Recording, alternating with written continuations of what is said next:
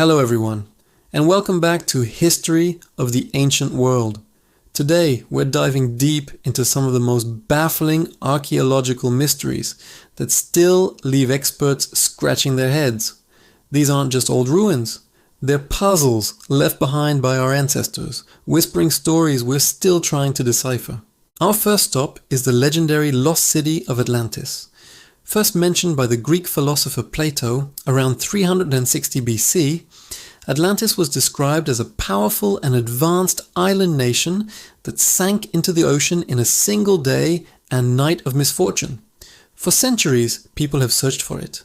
Was it a real place, swallowed by the sea, or was it just a moral tale Plato invented to talk about the perfect society? Some theories point to the volcanic eruption on the island of Thera, now Santorini, which devastated the Minoan civilization. Could the memory of this real catastrophe have inspired the legend of Atlantis? Others suggest locations from the Caribbean to Antarctica. Despite countless expeditions and high-tech sonar scans, no conclusive evidence of Atlantis has ever been found. The mystery endures, fact or fiction. What do you think? Next, we journey to the windswept plains of southern England to gaze upon the enigmatic Stonehenge. These massive stones, some weighing over 25 tons, were transported and erected between 3000 and 1500 BC. The big question is how? And even more importantly, why? How did a Neolithic society with no modern technology quarry these giant bluestones from mountains over 150 miles away, and then shape and raise them with such precision? The purpose is just as debated. Was it a temple for sun worship, an astronomical observatory to predict eclipses, or a sacred burial ground for royalty? Recent discoveries of human remains suggest it was a place of healing, a prehistoric lords where people traveled from far and wide. Each theory adds another layer to Stonehenge's mystique, a masterpiece of engineering that still holds its secrets close. Let's travel now to the arid coast of Peru, where the Nazca lines are etched into the desert floor. These are enormous geoglyphs created between 500 BC and 500 AD.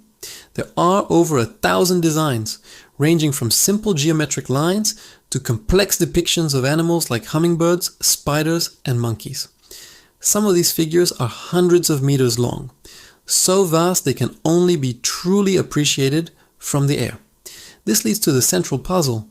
How did the Nazca people design and execute these massive images with such accuracy without being able to see them from above?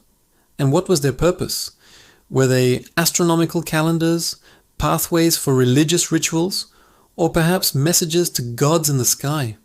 Some more fringe theories even suggest they were runways for ancient aliens.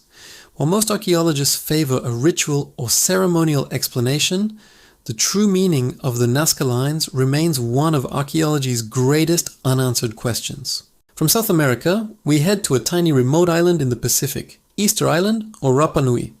The island is famous for its nearly 1,000 monumental statues called moai. These giant stone heads, some standing 33 feet tall and weighing 82 tons, were carved by the island's early inhabitants between the 13th and 16th centuries. They stand as silent sentinels, gazing inland. The mystery here is twofold. First, how did the islanders, with limited resources and no wheels or large animals, carve and transport these colossal statues across the island? Experiments suggest they might have walked them upright using ropes, a feat that would have required incredible cooperation and skill. The second mystery is what happened to the society that created them. When Europeans arrived in the 18th century, they found a sparse population and a largely barren landscape. Did they collapse due to internal warfare, over-exploitation of resources, or something else entirely? The silent moai offer no easy answers. Now, let's explore the Voynich manuscript, a book that has stumped the world's best cryptographers for over a century. This handwritten codex is filled with illustrations of strange plants that don't match any known species, astronomical charts with unfamiliar constellations, and text written in an unknown script. Carbon dated to the early 15th century, its origins and purpose are a complete enigma. Is it an elaborate hoax, a forgotten natural language, or a complex code hiding secret knowledge? Despite the efforts of brilliant minds, including code breakers from World War I and II, no one has successfully deciphered it. The language follows certain statistical patterns found in real languages, which suggest it's not just random gibberish, yet it remains unreadable, a linguistic ghost haunting the halls of history. What secrets could be locked away in its pages? Our next mystery takes us to the depths of the ocean. The Antikythera mechanism was discovered in a Roman-era shipwreck off the coast of a Greek island in 1901. At first, it looked like a lump of corroded bronze, but as researchers began cleaning and x-raying it, they discovered a breathtakingly complex system of interlocking gears and dials. Dating back to the 2nd century BC, this device is now considered the world's first analog computer. It was able to predict astronomical positions, eclipses, and even the 4-year cycle of the ancient Olympic Games. The sophistication of this mechanism is astounding. It completely changed our understanding of ancient technology. Nothing even close to its complexity appears in the historical record for another 1,000 years. How did the ancient Greeks develop such an advanced piece of machinery? And were there other similar devices that are now lost to time?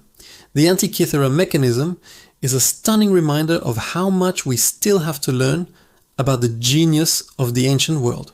Let's venture to Central America, to the Great Maya civilization. Between 250 and 900 AD, the Maya built spectacular cities with towering pyramids, intricate art, and developed advanced knowledge of mathematics and astronomy. Then, quite suddenly, in the southern lowlands, their society collapsed. Major cities like Tikal and Calakmul were abandoned, and the population dwindled. What caused this rapid decline? Theories abound. Was it prolonged drought and climate change that led to famine? Was it endemic warfare between the city-states that exhausted their resources? Or maybe it was a combination of factors, including disease and a breakdown of trade routes. The jungle has since reclaimed these magnificent cities, and while archaeologists have pieced together many parts of the story, the ultimate reason for the Maya collapse remains one of history's most compelling debates. Finally, we arrive in Turkey at Göbekli Tepe. This site has turned our understanding of early human history on its head. Dated to around 9600 BC, it's a vast complex of massive T-shaped stone pillars arranged in circles. This makes it about 6,000 years older than Stonehenge. What's truly mind-boggling is that it was built by hunter-gatherers, people we thought hadn't yet developed complex societies, agriculture, or settled villages. The traditional view was that agriculture came first, which allowed people to settle down and then build monuments. Göbekli Tepe suggests the opposite. Perhaps the massive effort required to build this temple spurred people to develop agriculture to feed the workers. It seems to have been a ritual or religious center, the world's first known temple. But why did these prehistoric people feel the need to construct such a monumental site? What gods did they worship here? And why did they intentionally bury the entire complex under tons of earth after a few thousand years of use? Göbekli Tepe raises more questions than it answers, forcing us to rethink the very dawn of civilization. From sunken cities to undeciphered texts, from stone giants to the world's first computer, these mysteries show us that the past is not a closed book. It's a dynamic, ever-unfolding story with missing pages we are still desperately trying to find.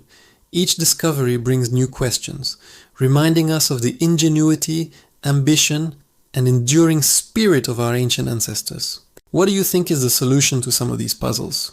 Let me know your theories in the comments below. Thanks for joining us on this journey into the unknown. If you enjoyed this video, don't forget to like, subscribe, and hit that notification bell so you don't miss our next exploration into the history of the ancient world. See you next time.